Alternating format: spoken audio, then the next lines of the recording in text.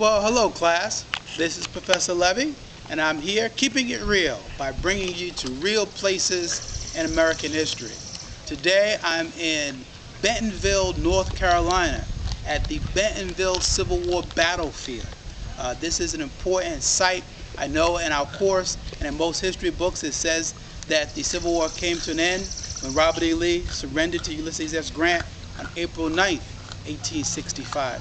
But in fact, the battle that occurred here and the surrender that occurred after, on April 25th, occurred later. So it could be considered the last major offensive by a Union army in the Civil War and helped bring the Civil War to a conclusion.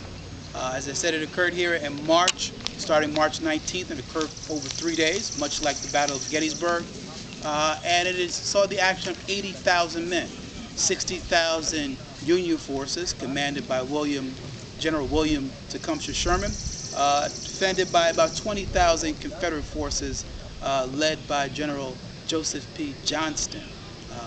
And if you look at this battlefield, I'll just pan out and give you a sense of 80,000 men, and the fighting took place within a 6-mile radius of this location.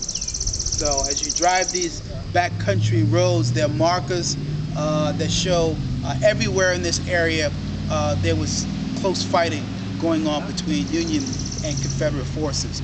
The home you see behind me was actually a field hospital, and it was in Union hands, and wounded soldiers would be brought here. We had a tour of it earlier, but it was a private home, new at the time, and not much of a hospital if you think about it.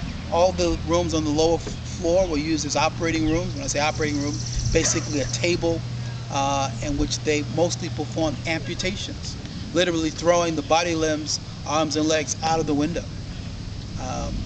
But this was an important battle.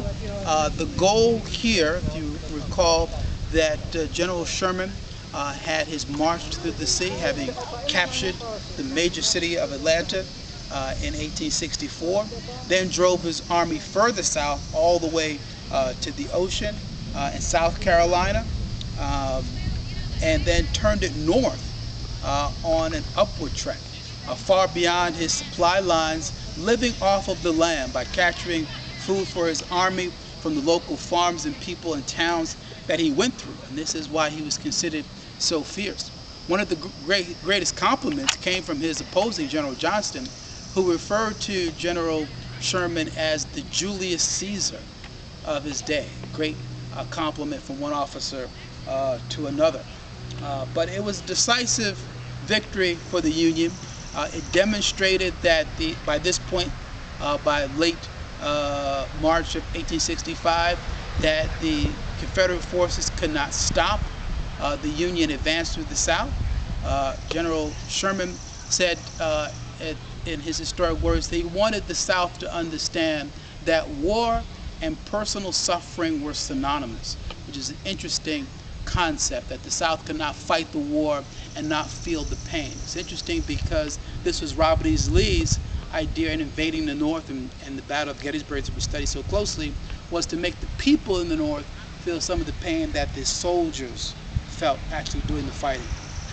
Actually, the reverse was true. Because of General Sherman, he made the people of the South in their homes, in their towns, in their cities, feel the pain that the soldiers in the battlefield were going through. And this ultimately quickened the surrender of both the Army of Northern Virginia, which General Lee commanded, and the Army of the South, really the one that was commanded by General Johnston, was often called the Army of the South, and his surrender here. So important location. I encourage you to come visit it if you're ever in North Carolina. Unappreciated in history generally, but I hope you're enjoying it in our class specifically. Take care and be well.